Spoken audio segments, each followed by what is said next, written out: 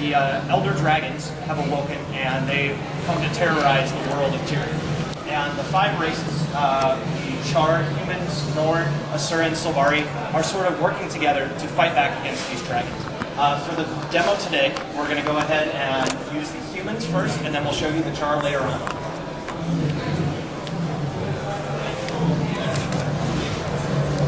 So, Guild Wars 2 is going to have 8 professions in total. We have announced 3 of those professions already, which is the Elementalist, the Warrior, and the Ranger. Those are all professions continuing from Guild Wars 1. Also, for a special reveal here today for you guys, for the demo, we have brought a Necromancer as well, which is a class that we haven't yet announced to our fans. So this is kind of a first. Yeah. So it's a world premiere at GamesCom is the playability of the Necromancer class. For the purposes of today's demo, we're actually going to check out the Elementalist. So right now we don't have our character customization stuff hooked up. However, there's going to be millions of character customization options, so you can really get a very distinct look and feel for your character when we finish the character creation. So the next part of this is one of the things that we're doing to try to innovate with our personal story. These questions are basically your character's personal biography. And the way you answer these questions dramatically affects the outcome of the storyline and the look of your character. So this first question affects the actual look. You can see it changes the little gem that goes in your Elementalist forehead. And these are profession-specific questions here. The next question is related to your personality and how you interact with NPCs in the game world. So you can be charming, or you can be dignified, or you can be ferocious, and these will open up different conversation options that you can have with NPCs. And as you play through the game, you can change your personality based on the interactions that you have with characters. So from here on out, this is the really important stuff that directly affects the personal story your character experiences. So in this question, as a human, you're getting to pick what part of the city you grew up in. If you grew up in the city streets, if you grew up as part of the commoner class, or if you grew up as part of the city's nobility. And based on how you answer this question, directly affects the first storyline that you get to take part in the game. We noticed that as Elijah clicks through the different options, it actually changes the kind of clothing that you'll start off with as well. So for today's demo, we're going to go through and say that we're from the commoner class. We'll take a look at that storyline. The rest of these questions also affect storyline that we're not going to show you today, but you get to see later in the game. You can say that you always wanted to join the circus, and you'll get the opportunity to actually run off and join the circus if you want. So this part here, this is a summary of all the biography information you filled out, so you can take a look at it, read through it, and kind of see who your character is. And this is information you can always go back and look at as you're playing through the game. And as you complete parts of your personal story, this is added to, and you can go and look at it in your quest journal and see all the things that your character has done, the personal story that they've experienced. So really, this is the beginning of your story in the game.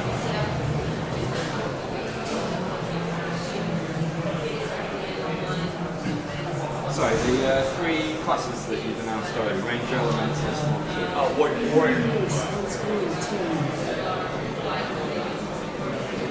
So this is an example of our in-game cinematics. It uses the concept art that our game is based on, but it uses an in-game cinematics layer, in-game cinematic style. So you can see we're really going for sort of a hand-drawn, painterly feel out of our art style with the Warrior style. Only harvesting stands. Our fruit is strong, despite the silence of the 6 gods. With courage, we'll make ourselves in divinity's wish.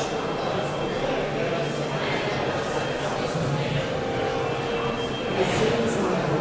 So now you're going to see this part of the cinematic is a direct reflection of the information you filled out in your biography. So it's saying I was born to the commoner class. It'll change the text here and the things that you experience based on answering those questions. But I believe you can still shape a brighter world out of the ashes of the past. Today, I step outside of the baby's roots to see the world.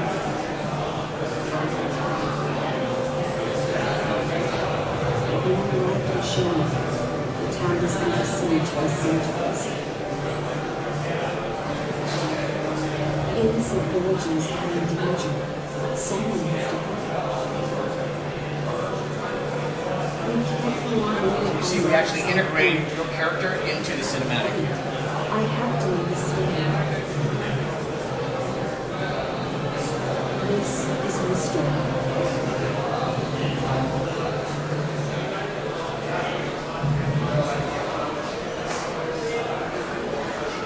Let's talk about Shaymore. So what we're going to do now is your character is going to load in to the village of Shaymore, which is a small village outside of the human capital city of Divinity's Reach.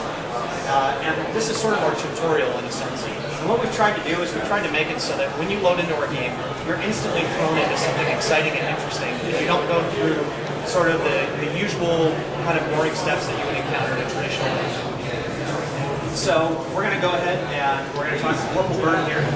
You'll notice that he actually talks to you and tells you through voice acting what is going on in the game. This is really important to us. We want to make sure that VO is the predominant form of storytelling in the game. The characters talk to you and you can hear them and get a sense of their personality. And you don't have to go read text boxes and huge walls of text unless you choose to do so. So here we've been told to collect 3 villagers. It turns out you'll see that the village is actually under attack by centaurs. So right off the bat, you're just thrown right into the action. This is a persistent area where there's other players running around participating in this as well.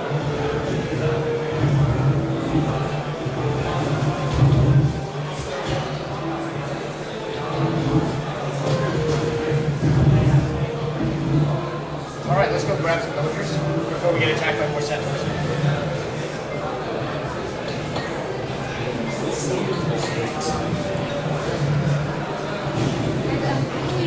If you're not doing anything, if you let the villagers get attacked by the centaurs, will they die at some point or Well, in this tutorial section, the state will just you'll still just continue to get waves of centaurs. But in other parts of the game world, there are definitely consequences from inaction.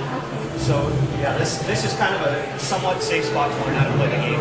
Everywhere else in the entire game, anytime villagers are getting attacked, they will get killed. You will lose cities. You can lose control of locations. You'll have events that you actually need to go in and rescue those people and get the towns. So we really wanted to get the sense through the dynamic events that your actions have consequences. Your inaction has consequences. Use the emotion everyone's talking about. So you'll see here's another form of in-game cinematic that we have that allows for dialogue between NPCs and your character.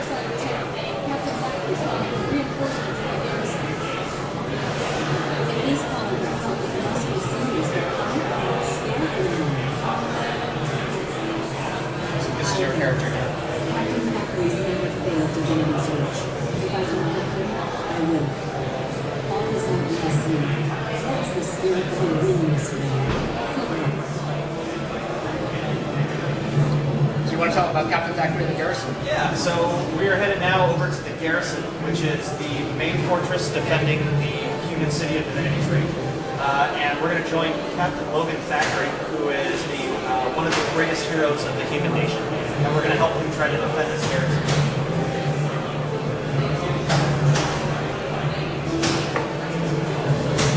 So one of the things about the way we assign these events and stuff is the compass will provide like markers for telling you where you should be headed towards. So is the garrison open, Elijah? Looks like the garrison has been boarded up in defense, so we'll have to defend the garrison a bit before they'll let us in. So again, you can hear characters talking to you here, telling you what's going on in the world. You don't ever have to read any text to figure that stuff out. Let's talk a little bit about how the Elementalist plays in combat. So one of the cool things about the Elementalist class is that you actually have different attunements here that you can switch between. So you'll notice Elijah just switched to his water attunement. Eventually you'll have fire, water, earth, and air attunement that you can switch between. And as you switch attunements, it changes out the skills, the first 5 skills on your skill bar, and dramatically changes the way that the Elementalist plays. Oh, is the event open? So the gates have opened and they need our help inside the garrison. So now we're going to experience our first dynamic event. You can see that up here in the corner we've got the information about what's going on currently in the event. You also can just see in the world centaurs are coming in and attacking the troops. You don't actually need to read anything. Right. So there was no NPC to talk to. There was no it's pretty obvious what needs to be done here. as we defeat more centaurs, the progress bar on the event changes. Can you move around the different elements in the interface, or is it locked on the screen? Oh, how customizable is the interface? Right now, we don't. This is the interface. We'll have some level of customization. You can move the chat bar right now. That's the major one. The rest of it's pretty low. But yeah. But we're still working on the UI. So you notice there's actually another player over here on the left who's participating in this with us. And you can see that we just ended up sort of naturally playing together. They're not stealing our kills, they're helping us kill the same creatures. And we're both getting experience for killing them right at the same time.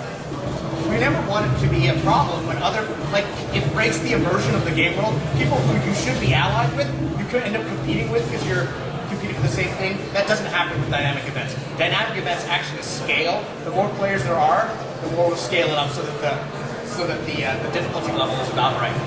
So this last wave here is the Centaur boss, and he actually scales as well based on the number of players that are there, so he becomes a little bit more difficult to offset that we have 2 players participating.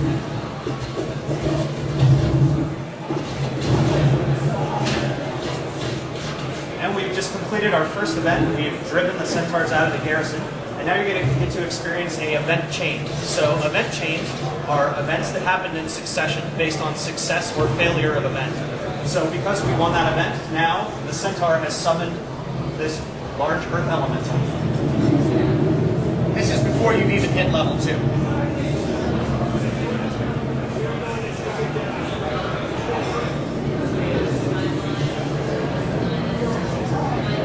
So with encounters like this, we're really trying to avoid the whole kill 10 rats type model when you're low level, and create exciting, interesting encounters for make you feel heroic from the get-go. So here you are in the first 15 minutes of gameplay getting to fight a giant boss. This, just like any other event, scales in difficulty based on the number of players that are there. So Elijah, I think you need to do a little bit more dodging. So one of the interesting things about Guild Wars combat that you guys may not be aware of is that you actually can dodge projectiles and attacks in Guild Wars 2. You'll see later on that we have a boss that does a quake attack, and if you time your dodge, you can get out of the way and not take damage.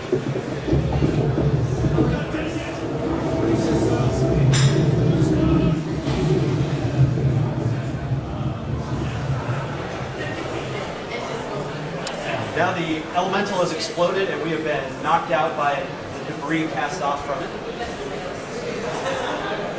So what's happening now is that we'll be loading into the next part of the storyline. It turns out you'll have been unconscious for a couple of days, and we'll talk about that.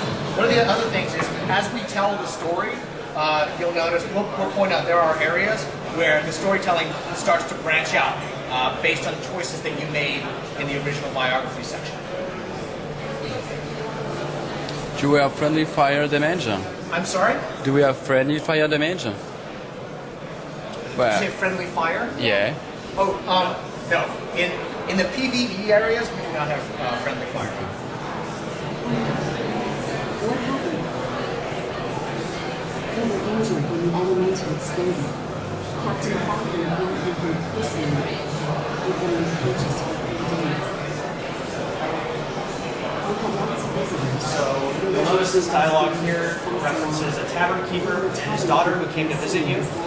Based on your biography options, different characters would come to check in on you here, and then your storyline would branch out from there.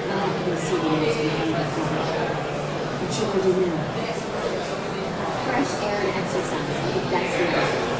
But that is the only help to do. Perhaps you can help others?